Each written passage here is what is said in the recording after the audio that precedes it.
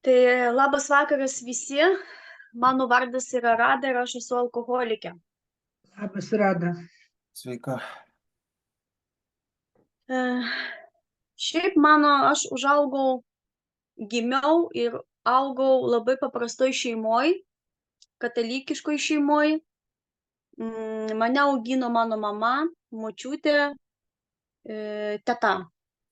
Tėvelio aš neturėjau, netgi nesu mačiusi, todėl kad jisai paliko mano mamą dar, kai jinai buvo nėščia.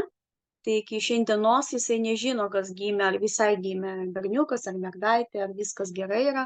Kažkodėl mama jo niekad neieškojo, bet jinai bandė man atstoti ir tėvą, ir motiną. Labai daug dirbo, dėjo visas pastangas, kad man nieko netrūktų, kad aš galėčiau išeiti į mokslus. Tai aš mamą mačiau, žinoma, bet jinai labai daug skiria laiko darbams, o mano jau auklėjimo užsiiminėjo mano močiutė ir mano teta. Tai manęs neleido į darželį, todėl kad aš buvau labai tokia silpnos sveikatos, dažnai sirgdavau, ir kad pataupyti mano sveikatą, tai užsiiminėjau namuose. Tai kai jau reikėjo eiti į mokyklą, tai aš nebuvau prasčiau pasiruošusi negu tie vaikučiai, kurie lankė darželį. Tai aš atėjau į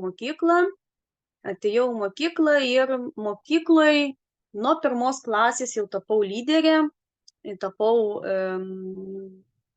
pirmūnė, nes kažkaip tai jau 1 klasę aš pabaigiau su pagyrimu. Ir kažkaip tai nuo 1 tos klasės iki 12 pagyrimai, visą laiką geriausia, visą laiką geriausi pažymiai. Miestelis yra mažas, nes aš augau mažame miestelėje Vilniaus rajone. Tai visi mane pažinojo ir kažkaip tai man norėjosi visą laiką būti pirmai visur. Būti visur pirmai. Jeigu reikia ten kažką tai sukurti eilėraštį, tai būtinai aš turiu sukurti. Ar turiu jėgų, neturiu jėgų, bet aš naktį galėdavau sėdėti, čia jau vyresnėse klasėse, galėjau kurti, daryti, jeigu olimpiadą galiu ruoštis, jeigu reikia visur aš. Ta prasme, kad man norėjosi nenuvilti savo šeimos, kurie deda pastangas ir tiki manim, kad aš būčiau geriausia, būčiau visada geriausia, kad jiems būtų gera girdėti, kad Rada, tai jinai pati geriausia, jinai viską sugeba, jinai tokia protinga, jinai pati geriausia. Ir buvo pas mane labai perdėtas perfekcionizmas nuo pat 1 klasės. Aš prisimenu tokį iki šios dienos ir dalinuosi labai dažnai apie tai, kad reikia ten obuoliukus 1 klasėje, kvadratus piešti, ten skrutuliukus, visokiausius ten ženkliukus. Ir man, jeigu išeinu truputėlį už linijos, viskas, aš numetu tą sąsiuvinį į mokyklą. Ir tai per vakarą galiu išnaudoti labai labai didelį krūvą sąsiuvinių, kol nepadarau tobulai. Tai iš pradžių tas netrukdė, žinoma, bet einant toliau jau į vyresniuose klasėse jau tikrai tas dalykas pradėjo trukdyti, nes labai reikalavo daug labai jėgų, pastangų, nes viduje aš visiškai buvau kitas žmogus. Viduje aš norėjau irgi paišdykauti, aš mačiau, kaip mano klasiokai išdykauja, bėgioja per pertraukas, ten jos tramdo, kad negalima. Aš irgi norėjau, bet aš negalėjau sau leisti, kaip man padarys čia kažkokią tai pastabą, įrašys man čia į mano, pažymių knygelę, o nedaug dievė dar mamą iškvies, pasakys. Ir kažkaip aš visą laiką tramdžiau savo tos norus, savo tikrus jausmus. Man, pavyzdžiui, nepatiko labai keltis iš ryto, man ten nelabai patiko sėdėti ten dar vieną ten pamoką ir kažkaip tai ruoštis olimpiadai eiliniai. Bet aš sakiau, ne, aš labai noriu, man labai reikia, man tai yra smagu. Ir tas nuolatinis savęs kažkaip tai tramdymas, jisai buvo nuolatos pas mane. Tos tikros Rados nebuvo, buvo ta kitokia Rada, kurio norėjo visi matyti. Ir augau aš ir augau kartu tas dalykas, kad neparodymas savo jausmų, tikrų jausmų, ką aš jaučiau. Tai kaip ir sakiau, mano mamytė labai daug dirbo, jinai buvo, niekada ant manęs nešaukė, niekada nevartojo jokio nei psichologinio, nei fizinio smurto, bet jinai tokia buvo labai griežta.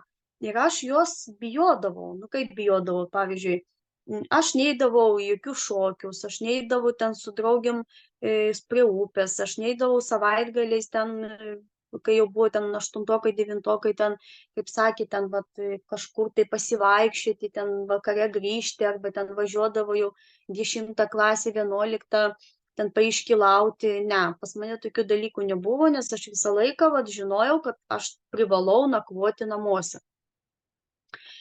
Ir ta prasme, mama mane, vat, jinai man tikrai atstojo ir tėvą, ir mamą, nes tikrai jinai mane vat, sugebėjo laikyti rankose, kaip dabar taip galim pasakyti, vat, laikyti rankose. Vat. Bet šiaip man ir norėjusi tokių labai paprastų dalykų, skaityti knygas, aš tokia buvau visiška mergaitė, pavyzdžiui, 8 klasė, 9, man ten norėjusi tokių labai paprastų dalykų. Ir tas pats nuėjimas prie upės man būdavo kaip kažkokia tai vat, išskirtinis dalykas, nes ne kiekvieną dieną aš vasarą galėjau nueiti prie to ežero, nes labai bijojo mano močiutė, mano mama, kad aš galiu paskęsti, nes jie girdėdavo, kad vaikai skęsta. Aš esu vienturtė, jie mane labai labai saugojo, labai labai mylėjo. Bet kartu ir mylėdami mane mokino ir dalintis. Ir ačiū Dievui, aš jų dėka neužaugau egoistė, neužaugau savanaudė, tokio lygio, kad viskas turi būti man, nors aš viena, žinoma, šeimoje. Mane mokino taip, kad vat, atneša nuo pat mažų dienų, atneša sausainių, saldainių, bet vat, yra žmonių ten, pavyzdžiui, arba svečių, arba ten paprasčiausiai šeimos visi nariai, aš turiu su jais pasidalinti, vat, o kai liks man, tai aš vat, pasilieku savo. Tai vat, iki šios dienos vat, pas mane yra lygiai tas dalykas, kad aš moku dalinti su žmonėmis ir žinoma, kaip man sako, ir pati žinau, kad paskutinį kąsnį galiu pasidalinti pati savo nepasilikdama, kad čia truputėlį jau perlenkiu tą lazdą. Tai va ties tom dirbu.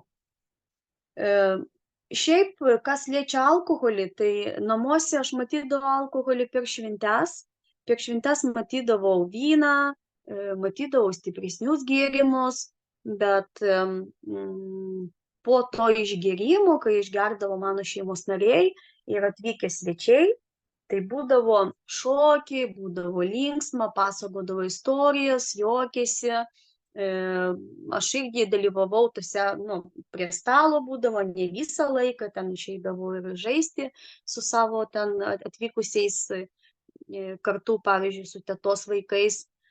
Bet niekada vat, aš negirdėdavau, kad ten būtų barnių, arba kažkas ten susimuštų, arba ten kitą dieną matyčiau, kad vėl iš mano šeimos narių kažkas grėbėsi stikliuko geria. Tokių dalykų aš nemačiau. Kaip sakiau, kad augau tikinčiai šeimoje, tai ne kiekvieną sekmadienį, bet eidavom į bažnyčią, o ypatingai tai metų šventės kaip Kalėdos, Velykos, Vėlinės, tai būdavo tokios šventės, kada būtinai mes eidavom į bažnyčią, būtinai būdavo ta didžioji savaitė, būtinai būdavo pasninkas šeimoje.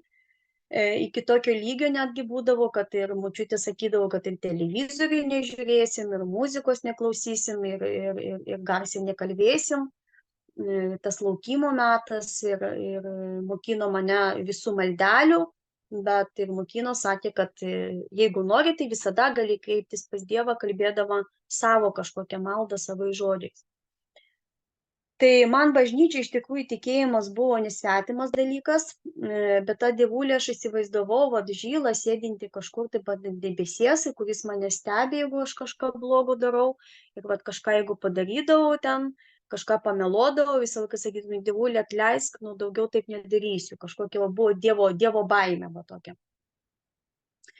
Bet ir kaip aš mokinausi, man sakė, pas tave tikrai gyvenimas klostysis labai gerai, todėl kad tu esi pirmūnė, tu labai gerai mokiniesi, pas tave ateitis labai gera, bet mane traukė vienas dalykas, kad man įdomu buvo stoti kas liečia dangų, Dievą, sužinoti, kaip ten yra iš tikrųjų, vat mane labai domino bažnyčia, kaip ten yra su kunigų gyvenimais, mane tai labai domino. Galvoju, praeis. Bet ėjo metai, ėjo mokslai, bet vis tiek tas noras pas mane nedingo. Aš jau į bažnyčią skaityti skaitinius, lankiau chorą bažnyčios, bet vis tiek tas lenktyniavimas su visais, jeigu ten kažkas nueina į bažnyčią 2 kartus, tai Rada turi nueiti 3 kartus, todėl kad aš turiu daugiau padaryti, kad visi mane pastebėtų. Ir mano pirmo susipažinimo su alkoholiu, mano šeimoje nebuvo tokio dalyko, kad ten pamirkyk pirštuką arba ten paragauk, tokių dalykų man niekas niekada nesiūlė. Bet kai man sukako 18 metų, tai buvo iškelta puota namuose, iš tikrųjų buvo labai daug svečių. Ir per savo 18 metų aš paragavau lykerio amareto, kaip dabar prisimenu, keletą taurelių. Ir tada, kaip aš dabar suprantu, kiek dalinuosi, tas alkoholis iš karto man prilypo. Todėl, kad aš pajutau kažkokią tai laisvę, kažkokią tai palengvėjimą, lygtais išėjau pati iš savęs, iš to viso susikaustimo, aš bendravau lengvai, man tai gera buvo pasakyti tą, ką aš galvoju. Labai taip man tas apsvaigimas, keletą stikliukų, iš tikrųjų paliko tokį jausmą, labai, labai gerą. Tada tas mano buvo pirmas susipažinimas su alkoholiu. Iki to laiko aš tikrai neragavau nei lašiukų, nei rūkiau, nei ką su savo kursiokais, klasiokais, atsiprašau. Tai toks buvo patyrimas, bet praėjo 18 metų, aš nuėjau vėliau į mokyklą, nes aš buvau labai maža, tai mane paėmė 8 metų, tai aš pabaigiau vėliau mokyklą, būdama 20. Ir aš įstojau į katalikų tikybą. Į katalikų tikybos katedrą, tai yra Vilniaus pedagoginį universitetą. Įstojus ten, man tai iš tikrųjų, aš iš karto praėjau visus egzaminus ir tikrai man labai buvo, ten labai patiko, man labai viskas tiko ir stipendija pas mane buvo pati didžiausia, mane visi tie kanonai bažnyčio labai, labai viskas įdomu, dogmos. Man viskas buvo įdomu, aš tikrai supratau, kad tai yra mano vieta ir kad aš tikrai einu to keliu, kurio aš noriu. Bet ir man taip atrodė, kad aš labai tikiu Dievu ir iš tikrųjų tuo metu aš ir tikėjau, ir dėkojau ir ta prasme aš buvau laiminga tuo momentu. Suradau daug naujų draugų ir norėdama, kad mano mamai kažkiek būtų lengviau, supratau, kad man reikia padirbti, nes man mama neleido gyventi bendrabutį Vilniui, nors man leido, kad davė man bendrabutį. Mane mama sakė, lygtais norėdama apsaugoti nuo blogų kompanijų, ne, tu važinėk, nieko tokio čia, nieko, visi važinėja, ne visi gyvena, tuose bendrabučiuose, būsi namuose, išsimiegosi, švari patalinė. Vienu žodžiu, neleido man. Neleido. Tai aš taip ir važinėjau. Aš pabaigiau šitą bakalaurą ir magistrą. Tai 7,5 metų aš važinėjau daugiau negu 30 km iš savo miestelio į Vilnių ir atgal. 300 km ir daugiau į vieną pusę turėjau. Ir taip iš pačio ir žiemą, ir rudenį, ir visais metų laikais. Bet aš supratau, kad man reikia kažkaip mamai padėti. Ir aš savo miestelį, vienoje iš pačioj geriausiai kaviniai, aš nuėjau pasiprašyti darbelio savaitgaliui, kad galėčiau uždirbti savo pinigų, nes reikėjo daug medžiagų šviestis, ir kelionė, ir maistui, ten ir drabužiams. Ir mane iš tikrųjų iš karto priėmė, todėl kad aš buvau iš tikrųjų labai, mane visi pažinojo, mane pažinojo visas miestelis ir jie labai, šeimininkė tos kavinės labai apsidžiaugė, kad tokia dora mergina atėjo pasidirbti, jin iš karto sutiko. Tai aš pradėjau dirbti penktadieniais po paskaitų ir šeštadienį, sekmadienį. O jau pirmadienį, naktį jau ruošdavausi, sekmadienį prisimenu, jeigu yra atsiskaitimai ir vėl važiuodavau mokslus. Tai ateidama į kavinę, tas alkoholis jau kažkaip tai pradėjo daugiau figūruoti mano gyvenime. Ir jau pradėjau studijų laikais, jau pradėjo irgi jisai daugiau figūruoti mano gyvenime. Todėl, kad po bankėtų dažniausiai šeštadieniais, sekmadieniais ir penktadieniais vykdavo furšetai, vestuvės, krikštynos. Tai palikdavo ne tik arbatpinigius, palikdavo ne tik saldumynus, bet palikdavo labai daug butelių. Ir dalindavomės, ta prasme, nu, tai kažkam tai tas butelis, kažkam tas, kažkam anas.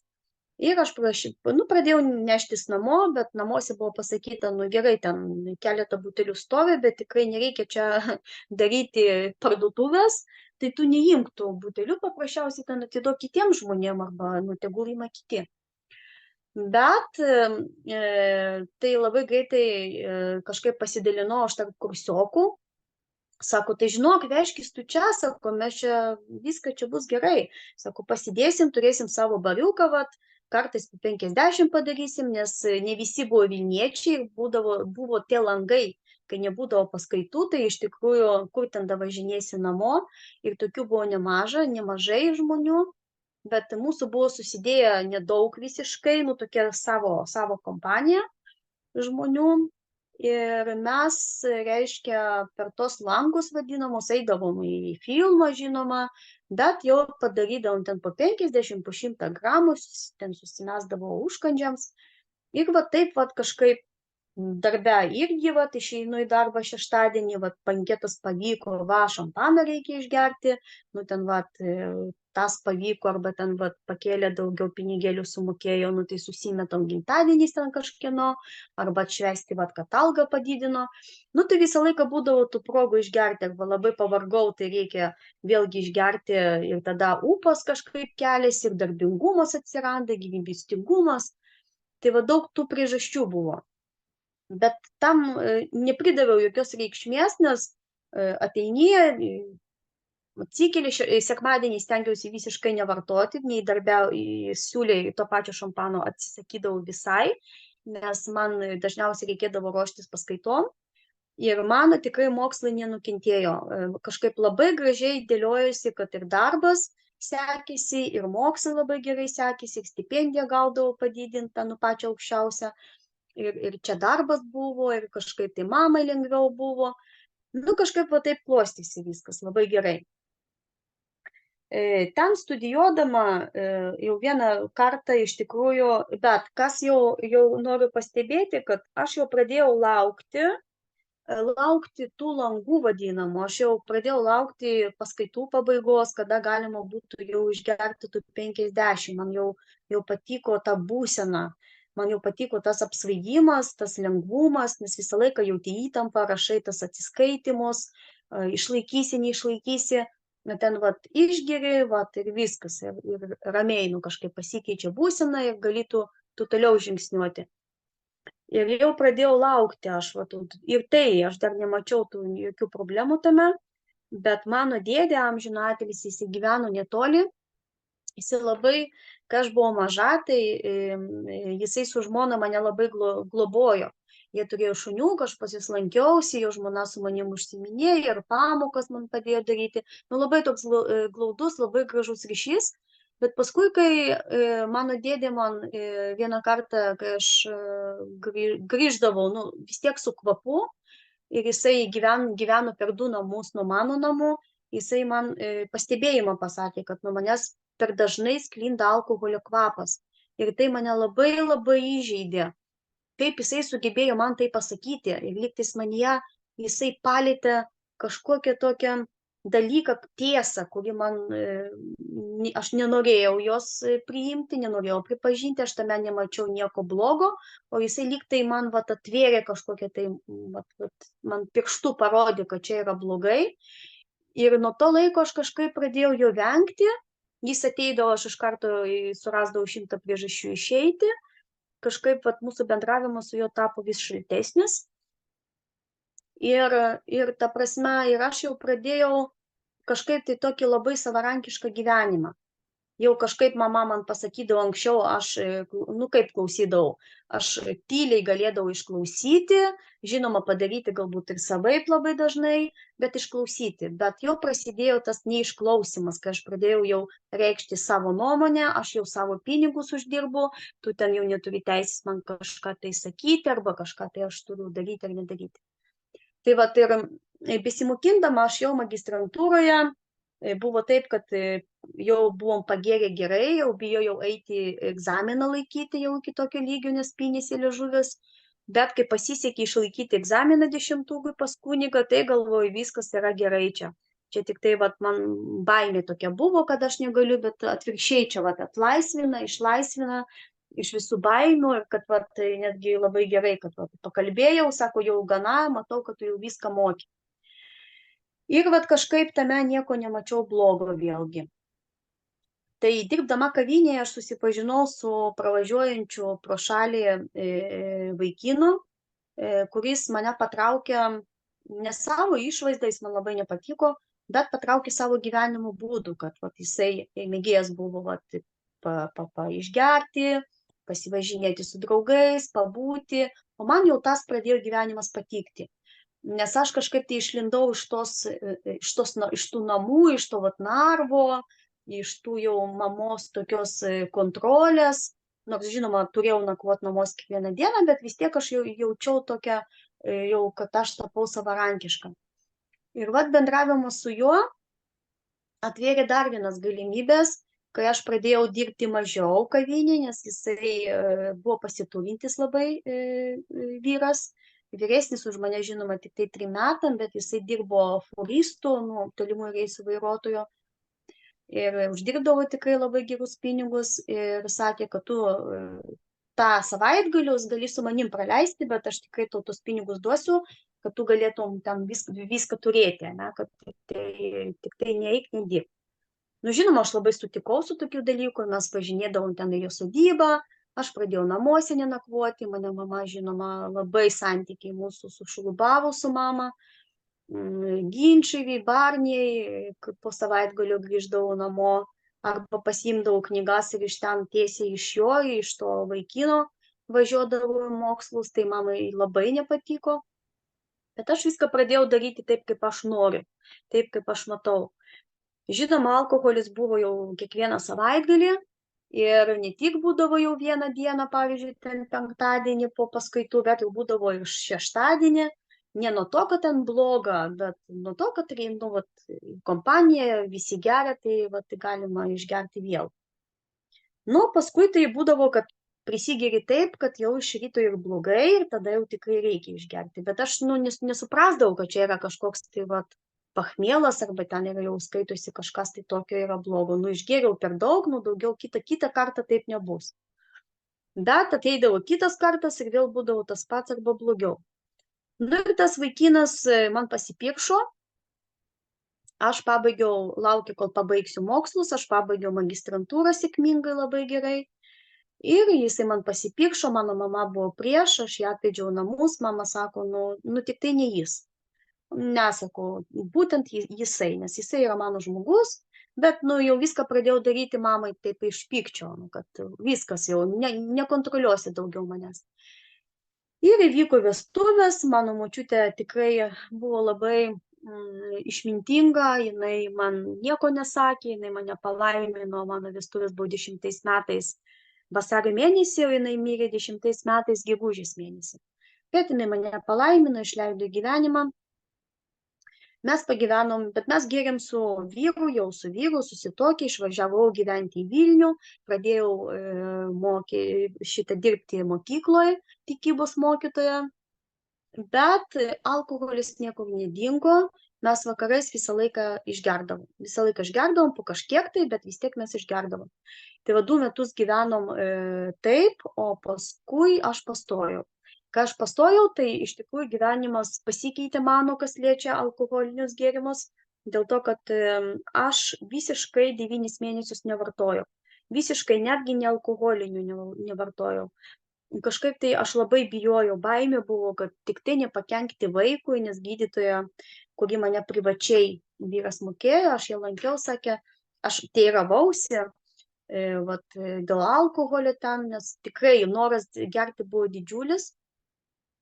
Bet jinai sakė, kad tai gali būti patologijų, gali būti negrįžtamų dalykų, o vaikas gimsta visam gyvenimui. Tai va tas dalykas, atsakomybės, tas jausmas buvo ir ta baimė, ir aš tikrai nevartojau. Bet aš buvau be galo pikta, kai mačiau, kad vyras išgerinėja su draugais, kad man reikia vežioti ten kažką namo. Aš buvau pikta, aš buvau tos 9 mėnesius kuo greičiau pagimdyti, aš buvau nervuota. Kas su manim vyko baisus dalykai. Ir kai pagimdžiau, tai pirmas dalykas, apie ką pagalvojau, kaip aš atšvęsiu. Aš tikrai labai noriu atšvęsti. Sūnaus gimė sūnelis, visiškai sveikas, ačiū Dievui. Noriu atšvęsti. Nu ir kažkaip tai pirmus 3 mėnesius su kažkiek, aš tik tai po biškį, tai ten alaus stiklinė, tai ten sidro stiklinė, stiprių negėriau, pati nemaitinau vaiko ir tikslo tokio neturėjau, todėl kad aš galvojau tik vieną apie tai, kad kuo greičiau aš galėčiau vartoti alkoholį. Pasakiau, kad to pieno nėra ir vyras atvežė vaistų, kurios išgerusi tikrai tas pienas nesigamino. Ir kažkaip tai be užgėrimo, bet vis tiek aš gėriau, aš nuolatos gėriau, aš tą mažą vaikelį maudydavau, nes vyras išvykdavo į reisų 6 savaitės, 3 savaitėm grįždavo. Tai aš tikrai mažą vaiką, būdama viena, kol mama atvažiuodavo padėti, tai žinoma, prie mamos aš niekada negėriau. O paskui sakau, mama, aš pati susitvarkysiu, kad tik tai likčiau viena, nes visą laiką buvo noras išgerti. Ir išgerdavau tikrai nemažai, bet tikrai Dievas saugojo mano vaiką, kad ir maudžiau, kaip aš jį neužmušiau, nesulošinau ir išvis. Baisu prisiminti tos visus dalykus. Bet tas gėrimas vyko mano gyvenime nuolatos. Ir mes su vyru atvažiuodavom, mes gerdavom kartu ir vaiką prižiūrėdavom. Atseit, man atrodė, kad aš labai gerai jį prižiūriu, bet kaip aš dabar suprantu, tai vaikas buvo baisioj padėtyje, buvo visą laiką pavojui tarp 2 girtų tėvų. Ir kai mama atvažiuodavo, žinoma, kad jinai netgi neįtardavo tokių dalykų, kad gali taip vykti. Aš nustojau mažiau važinėti pas mamą su vaiku, sakydama, kad vaikas apsirgo, tai mama atvažiuoja, bet po dienos išvažiuoja, kažkaip tai taip vyko. Bet atėjo laikas, kai vyras mes su juo pradėjom muštis, kaip muštis, aš pradėjau jį provokuoti girtą, jisai pradėjo mane mušti, vieną kartą sumušė. Mamai nieko nesakiau, aš toks žmogus, kad niekada nesidalinau, aš visą laiką viską padarysiu pati, aš susitvarkysiu pati. Ir paskui atsiprašė, paskutinis kartas, daugiau nebus. Tai 2 kartas buvo, 3 kartas, bet visada būdavom išgėrę, ta prasme, neblaivus. O atėjo ta diena, kai mane sumušė iki ligoninės, jau tada mama viską sužinojo, čia ir policija buvo, ir pareiškimai buvo, nes labai smarkiai buvo sumušta. Ir jo mama atėjo tik tai prašyti vieno dalyko, mano uošvienė, kad tik tai, uošvienė Anyta, atsiprašau, kad negadink sūnaus gyvenimo, atsiimk pareiškimą, nes jį pasodins, aš atsiėmiau, bet sakau, su viena sąlyga, kad mes skiriamės. Ir aš atvažiavau pas mamą gyventi, sūnui buvo 3 metai.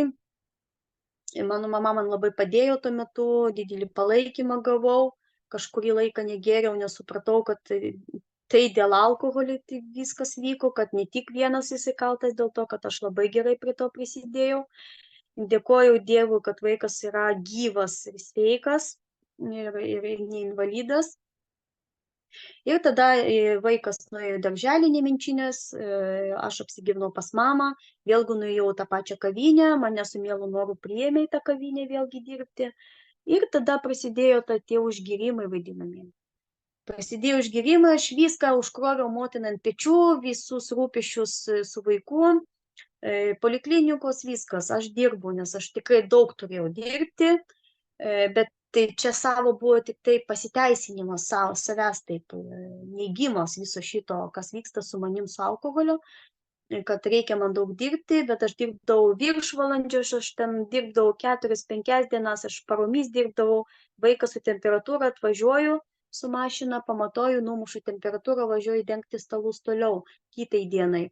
Jeigu pasiūlo ten gedulingus aptarnauti, vėl viską imu, tikrai uždirbdavau labai nemažai, kaip moteriai pinigų, aprūpinau pilnai namus, pasidariau mamai visas sąlygas, kad būtų tualetas ir visas ir dušas, ir karštas vanduo. Nu, savam name mama gyveno, nieko neturėjo, tik tai šaltą vandenį turėjom ir laukia tualetą. Taip aš augau iki to laiko ir norėjau viską keisti, iš tikrųjų pavyko. Bet išeiginės, tai buvo mano išeiginės, kai sakiau, viskas, vaikas važiuoju Akropolį, pirmą dieną jau pradedu gerti, mašina stovi, taksi iškviečiu, nežinau, kad eisim į kavinę, aš ten pradėsiu gerti po truputėlį, atsipalaiduoti, atseit po savaitės ten darbų arba po 5 dienų darbų. Ir va taip vat vaikų priperku viską, ten ko tik nori priperku, ten visko mamai, duodu pinigų, viskas ir paskui viskas atsiknyskit, vaikas prieina, mama pažaidžiam, aš nuviju vaiką, ką aš viską priperkau, dar su tavim žaisti reikia, močiutė tegul žaidžia.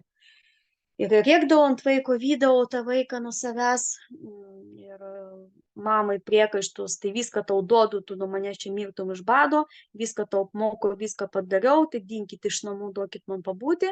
Tai aš tapau tokia buitinė alkoholikė, kuri galėjo nuvažiuoti pirmą dieną su vaiku į Akropolį, paprasčiausiai praleisti dieną, bet kiekvienoj kavinėj prisėsti ir visą laiką išgerti ką nors, išgerti, o ne paprasčiausiai su vaiku prisėsti, pasidėti ir sulčių atsigerti. Vaikas visada matė mane su stiklinė rankoje alkoholio ir viską sukroviau motinai. Tai prisimenu, 4 dienos, būdavo jau 5 dienos, aš geriau namuose, galiu atsidurti, iškviečiu taksi, galiu atsidurti ir Panevėžy, galiu atsidurti prie jūros, galiu atsidurti bet kur. Tai va, ir dygdavau savaitėmis būdavo, nu, bet kai neminčiniai miesteliai, gyvenimas mano vyko ir ta prasme, visi mane pažinojo, tai kažkaip man sekėsi išsisukti iš to visko, reiškia, bet kokiom lygom tik tai nesirgau. Ir infekcijos buvo visokios, ko tik nebuvo mano gyvenime. Ten visko buvo, bet tik tai ne alkoholis. Ir ta prasme, kai grįždavau į darbą, tai tada buvo toks kaltės jausmas. Tada viską vėl reikėjo labai daug dirbti, labai daug visko daryti, tik tai, kad kažkaip tai pateisinti viską daryti, ko nedariau. Ir namuose tas pats irgi viską užpirkti, viską pinigais uždengti, viską, ką prisakiau, reikia su pinigais, su dovanom, su gėlėm mamai, su gražiais žodžiais, bet irgi kiekvieną vakarą būti po truputėlį išgertai. Nu, nebuvo taip, kad gulčiau miegoti, neišgerusi ten alaus ar dar kažko. Tai va taip vyko mano gyvenimas, jokių vaikų teisių nebuvo, nes tikrai buvo pinigų, buvo mašina. Nu, kad ištinės visas veidas iš pačio ryto ir visa kita, tai aš neskaičiau save, kad aš turiu problemų. Aš skaičiau alkoholikas, tai žmonės, kurie su pamilinavusiais veidais irgi ištinusiai stovi prie parduotuvės, purvini, neturi pinigų, prašo centų, neturi mašinos, neturi namų tokių kaip aš. O aš čia darbą turiu, mane visi gerbė, pažįsta, visur žalia šviesa, čia viskas pas mane yra puiku. Bet iš tikrųjų mano gyvenimas man jau neteikė tokio džiaugsmo paskui, nes aš pradėjau jau kviesti blaivinimo tarnybas į namus, nes aš negalėjau pati išsiblaivinti. Ir atvažiuodavo, aš pradėdavau mokėti pinigus, man pajungdavo lašalinės. Ir kažkaip tai aš tik su lašalinėm jau negalėjau paprastai taip atsipeikyti. Paskui jau pradėdavo vežti mane į ligonines, pradėjo mane vežti į detoksus. Bet aš nenorėjau girdėti apie nieką, ne apie Minesotas, aš nenorėjau girdėti paprasčiausiai, ne apie nieko, apie anoniminių grupių. Va dabar, kaip suprantu, man kalbėjo, bet aš gyvenau tokiam neigime, kad aš nenorėjau apie tai girdėti visiškai ir mano ausis buvo išjungtos. Buvo tik vienas dalykas: Dievuli, padėk man, prašau, išvesk mane iš ligoninės, nes buvo iki tokio lygio, kad fermentai užkylė ir kasos uždegimas, sako, jeigu su nekrozė, tai čia vėžys jau.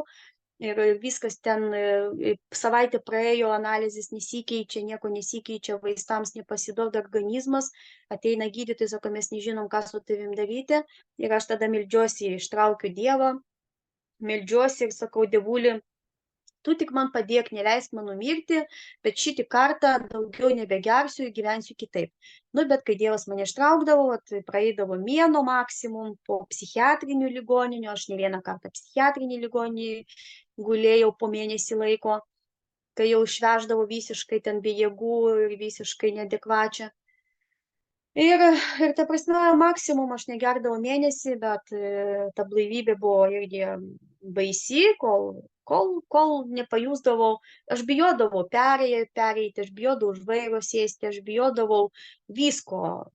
Nu, bet per mėnesį atsistatydavo sveikata, vėl ta puikybė atsirasdavo kažkokia, tai aš galiu kontroliuoti, aš kitaip gersiu, aš daugiau negersiu, nemaišysiu, aš gersiu kitaip, aš gersiu, darysiu va taip, aš gersiu, jau užvilksiu pižamą ir tada išgersiu, ir tada daugiau nebeieškosiu. Nu ir kažkaip va 3 dienos taip gaudavosi ištverti, nu kaip, pasisekdavo, galvoju, va, sistema mano veikia. Nu ir paskui vėl neprisimenu, kaip jau 2 savaitės ir nežinia, ką aš čia geriu, ir už parankį mane mama vedžioja iki tualeto, ir aš jau negaliu nei vaikščioti ir nieko nedaryti, ir tada negaliu nei gerti, nei negerti, nes jaučiu, kad toj mirsiu, ir aš atsiprašau, bet va taip geri ta degtinė ir vėmi ta degtinė, ir jinai jau neprigyja, jinai visiškai nieko nedaro, bet aš privalau tai daryti, nes mano širdis toj sustos, aš jaučiu, kad aš toj mirsiu. Tai didelė baimė numirti. Ir tada jau kviečiu greitai, vežkit mane, pasidavimas, vežkit, darykit, ką norit. Bet va tas atlašina ir vėl tas pats.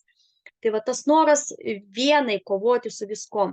Bet kai paskui pasikeitė biški gyvenimas, labai greit prabėgsiu, kad atsirado mano gyvenime, nepasitikėjau vyrais, tai buvo vienkartiniai tokie susitikinėjimai, bet 3 metai iš vis vyrams, jokių, ta prasme, netgi į filmus neįdavau, nei jokių arbatų, nei kavų, labai pikta buvau ant vyriškos giminės, nors pati žinojau, kad pati prisidėjau labai gerai prie pirmos šeimos iširimo. Tai sutikau antrą vyrą, kuris iš tikrųjų buvo kitas žmogus, kuris nevartojo alkoholio, jis buvo kito būdo, ramaus labai. Nu, galvoju, šitą žmogų tikrųjų mano jausmai atsirado jam labai švelnus, tokie kitokie. Aš nustojau vartoti alkoholį. Ar darbę siūlė, aš nustojau, sakau, ne, šiandien pas mane žmogus atvažiuoja, pas mane kiti interesai, jis su mano vaiku pradėjo jau, mano vaikas jau pradėjo jį tėčiu vadinti, nu kažkaip vat gyvenimas žiūri, kad įgauna kitas spalvas, kad aš dar čia dugnų buvo, bet išlindau ir padėkojau Dievui, kad išlindau, vat, ir nereikėjo man nieko, aš sugebėjau pati, vėlgi tas pati, ta puikybė. Ir vienu žodžiu, tas žmogus su manim ilgai nedraugavo, bet namuose aš išgerdavau to pačio alaus, bet neprisigerdavau, jau užgerimų nebūdavo, nežinau, kad man reikia į darbą, aš labai norėjau jį matyti kiekvieną dieną, o jisai iš Vilniaus atvažiuodavo į Nemenčinę pavalgyti kiekvieną dieną pietus, kad vat, ir nuveždavo mane paskui namo, prisimenu, kaip mano mašina sugedo. Tai vat labai greitai jisai kažkaip tai aš jam sukėliau labai didelį pasitikėjimą savim, tarp mūsų buvo labai gražus jausmai, jisai daug nedelsė, labai greitai supažindinau savo tėvais ir mes 19 metais buvo mūsų vestuvės antros, irgi su balta suknelė, su viskom. Ir ta prasme gyvenimas kitoks prasidėjo, bet vis tiek alkoholis grįžo, nes jisai, kai pradėjo kviesti mane į svečius, mes išgerdavom ten, jisai šampanų nupirkdavo, bet man vieno butelio mažo buvo. Kai jisai išeidavo rūkyti, aš nerūkau, aš su savim veždavau brendžį ir patraukdavau, nu, kad man linksmiau būtų, nes man neužtekdavo, pavyzdžiui, to, kad mes išgeriam vieną butelį šampanų. Tai vat, ir kai mes jau įvyko vestuvės, po vestuvių, kas liko alkoholis, mes atvežėm namo ir aš užgėriau. Aš gėriau visą mėnesį, kol nesibaigė alkoholis. Visa jo šeima buvo šokė, kas čia atsitiko, nes 8 mėnesius ten nepilnų mane pažinojo kaip vieną žmogų, o čia pamatė alkoholikį gryną, kuri gulėjo lovai, kuri gėrė mėnesį, gėrė viską, paeiliui, kas buvo likę po vestuvių. Tai iš tos sielvartos mano vyras irgi paskutinį savaitę jau gėrė su manim. Tai tai kažkaip pasitarimas tarp mano šeimos ir jo šeimos, jie nusprendė mane tada pridavė į Parko gatvę. Tai aš ten išbuvau mėnesį, jis man davė šansą, bet vis tiek aš gėriau ir jisai su manim išsiskyrė. Jisai išsiskyrė, mes vaikų neturėjom, bet mano tikslas, aš jį labai mylėjau ir žinojau, kad jisai mane myli. Sako, jeigu tu mesi tos reikalus, kas liečia alkoholį, tai kažką galėsim galvoti. Galvoju, aš kažkaip tave apsuksiu, nes aš visą laiką pasitikėjau savim, apgaulė, melas, manipulacija, noras, kad būtų kaip aš noriu. Tai čia mano buvo gyvenimo būdas visas. Ir aš galvoju, bet kokią kainą aš tave gražinsiu. Ir pradėjau sakyti, kad aš kodosios, kai buvau psichiatriniai, eilinį kartą mane išvežė, sakau, radau gydytoją, reikia 600 eurų, sakau, bet čia neeilinis kodas, ne bet kam daro. Jisai davė man iš pradžių 300 eurų, patikėjo, paskui dar 300, jokių kodų žinoma nebuvo, išėjau aš tos psichiatrinės ir mes metus laiko susitikinėjom, bet aš gyvenau pas mamą, tik tai susitikinėjom. Ir per tos susitikimus aš pastojau su antra dukrele. Ir aš ją pagimdžiau 21 metais, irgi būdama nėščia aš nevartojau alkoholio, bet pagimdžius vaiką, tas pats vyko kaip su pirmu vaiku.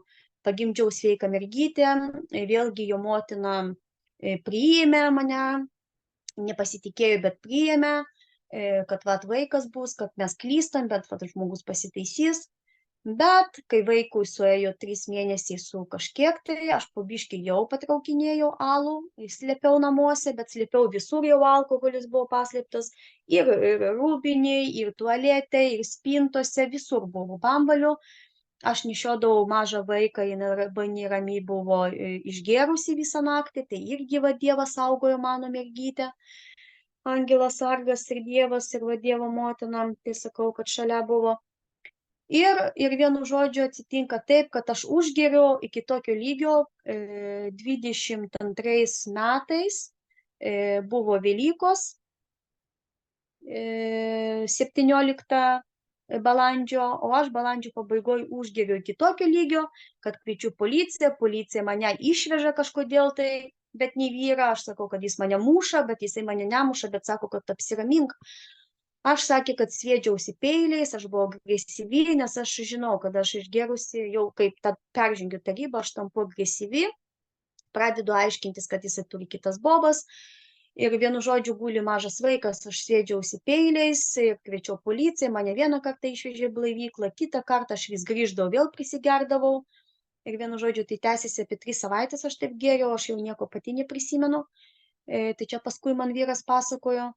Mes susituokėm antrą kartą, kai aš pastojau nuo jo. Mes susituokėm antrą kartą, įteisinom savo santuoką.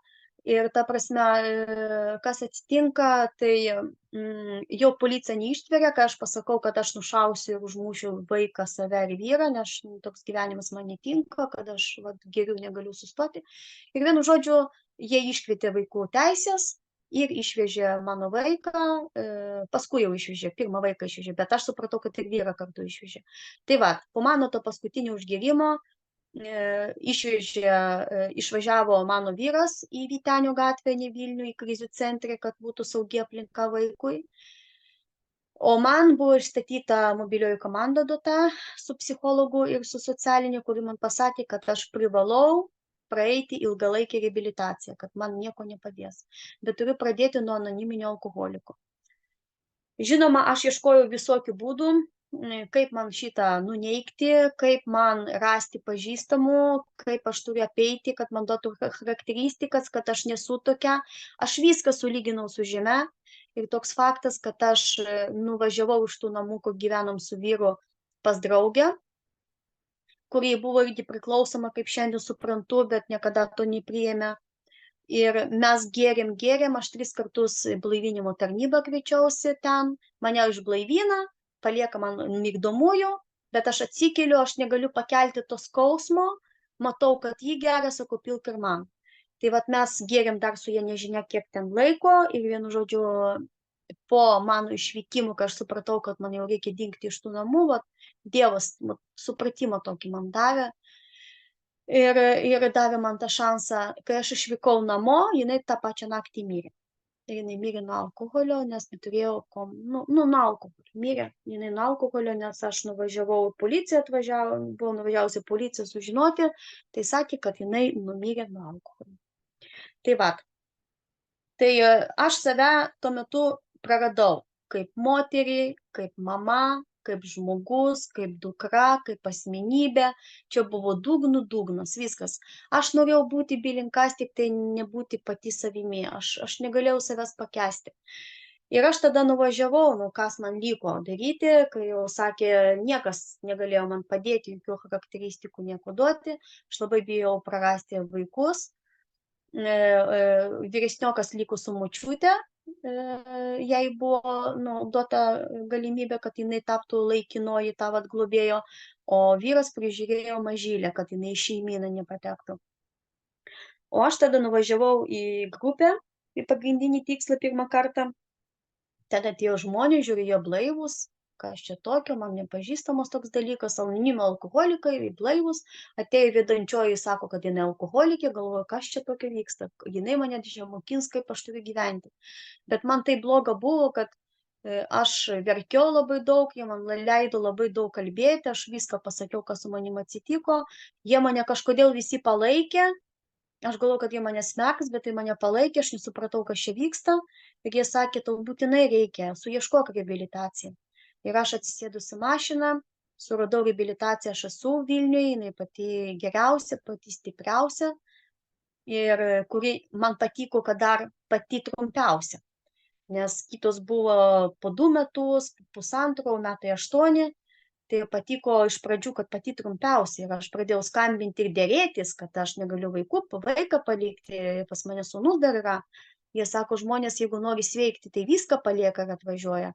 Aš 2 mėnesius dar spyriojausi, bet pamačiau, kad ta mano blaivybė sausa buvo baisi, aš norėjau gerti baisiai, aš vaiką vėlgi variau nuo savęs, mamą irgi variau nuo savęs. Ir vienu žodžiu supratau, kad man reikia pasiduoti ir aš susiruošius daiktus nuvažiavau į bendruomenę Šasu. Labai dėkinga ten esančiam vadovui kunigui Kęstučiui Dvareckui, kuris mane priėmė visai be ribų, visai aš kaip apsistojai buvau. Kodėl kaip apsistojai? Ir visiems darbuotojams aš esu labai dėkinga, visiems socialiniams darbuotojams, visiems psichologams, sielovadininkams, kurie buvo tuo metu, visiems darbuotojams, kurie mane palaikė. Aš buvau visai be krašto, be ribų, kaip aš turiu gyventi pagal kažkokias taisyklės, visi gyveno pagal mane, kaip aš turiu gyventi pagal kitus. Ir aš ten tikrai, aš atėjau ten per skausmą, mano sveikimas prasidėjo per skausmą, tik per skausmą. Ten aš 2 mėnesius neįvalgiau, aš valgiau, stengiausi, bet aš nemegojau, aš atsikeldavau, aš vemdavau iš įtampos, bet man nedavė jokių nei kvietipinų, nieko, sako, tu gali išbūti, man taip sakė psichiatrai, pati geriausia. Ir atėjo tas, aš ėjau grupės į visas, tai grupė 12 į versmę ir į pagrindinį tikslą visas, bet ten, kai kibiras ant galvos, aš nieko negirdėjau. Aš žinojau, kad pas mane blogiausia situacija, pas nieką nėra taip blogai, tik tai pas mane, aš pati blogiausia, pas mane skalbenkė tik tai galvoju, aš save kaliau prie kryžiaus, bet sakau, palaikymas bendruomenės darbuotojų, jie mane laikė iš paskutinių, sakė, Rada, tu supranti, kur tu esi? Taip suprantu, bet aš iš tikrųjų nieko nesupratau. Aš norėjau ištrūkti, man tik reikėjo rašto, kad man parašytų, grąžintų vaikus ir galvojau, kad aš gersiu jau kitaip. Dar viską išlygindama su žeme, nieko neturiu, viską praradau, netgi vaikus jau praradau, bet vis tiek aš dar pati paskui duosite man ten raštą, bet aš paskui susitvarkysiu pati. Bet paskui Dievas davė daug meldžiausi, sako, daug melskės, už mane meldėsi. Ir atsivėrė galimybės, išėjau lygtai iš juodumo, iš juodumaišo, išlindau, pamačiau šalia savęs esančius bendruomenės narius, kurie lygiai taip pat turi problemas, kurie dalinasi su manim, kurie būna su manim. Aš išgirdau, ką kalba grupėse, aš pradėjau tapatintis, pas mane atsivėrė kitos galimybės ir tada sako, tu pradėjai sveikti, kito aš nesupratau, kada tu nieko nedarai, kaip aš nedarau, darbus rašau. Tai ko iš manęs? Aš atėjau, jūs manęs gydykit, jūsgi norėjote, kad aš ateičiau ten. Socialiniai norėjo, kad aš ateičiau. Aš atėjau, jūs darykite, bet aš nieko nedarysiu. Tas supratimas atėjo, bet sakau, viskas atėjo per skausmą, bet labai dėkinga esu bendruomeniai, kuri buvo šalia manęs kiekvieną kartą, kiekvienam esančiam sveikstančiam, kuris buvo šalia manęs, labai daug man padėjo išlysti iš viso šito. Labai dėkinga savo mamai, kuri mane labai palaikė, savo sūneliui. Vyras nepalaikė, bet jisai man veždavo dukrą ir širdyje tikrai palaikė, kai paskui su juo pradėjom kalbėti. Dabar kas vyksta mano gyvenime, tai vyksta taip, kad vyras sakė niekada negrįž, bet vyras grįžo namo. Jisai grįžo namo, vaikai yra grąžinti jau seniai, visi du. Gyvenimas tvarkosi, kad aš negaliu be grupių, man prioritetai yra visi sudėti. Grupėje aš išvažiuoju iš namų viena, ten suirzusi, supykusi, problemos niekur nedingo, bet požiūris į jas visiškai pasikeitęs. Aš ateinu į grupės, mano ratas labai pasikeitė žmonių, labai daug turiu draugų anonimų iš visų pusių mane supa žmonės.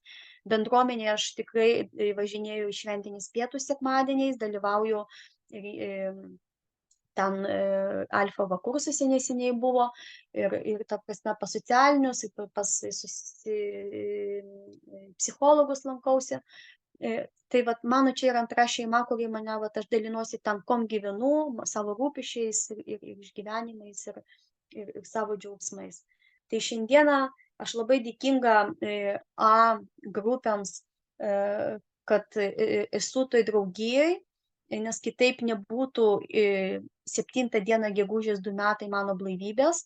Čia yra stebuklas. Šiandieną mano gyvenime iš tikrųjų nelengvas yra tarpas, kai sunku yra išgyventi blaiviai jausmus iš tikrųjų tokius kaip tikėjai žmogum, tokie kaip išdavystės, tokios kaip ir apmaudas, ir tokie nemalonus jausmai, bet aš dėkinga Dievui, dėkinga jums, dėkinga visiems, kurie yra su manim nuo pat pradžių, kurie mane palaiko, kurie mane supranta, su kuriais aš galiu pasakyti viską. Dėkinga savo grupeliai, nors blaivybės jėga kol kas labai maža grupelė, bet ačiū jums savo metukus, dėkinga visiems už palaikymą, ačiū jums, kad pakvietėt pasidalinti savo patirtim. Iš tikrųjų, galbūt praleidau labai daug iš savo gyvenimo, bet meldžiausi prieš tai, kad Dievas duotų man pasakyti tai, ką jisai nori kalbėti per mane. Tai grįžau pas mylinti Dievo glėbį. Žinau, kad Dievas myli mane ne už tai, kad už kažkokias mano vertybės ar kažką, paprasčiausiai, kad aš esu Dievo dukra, tėvo vaikas. Dėkinga jums visiems. Tai ačiū Dievui, ačiū jums, kad šiandien esu blaiva ir esu su jumis. Ačiū.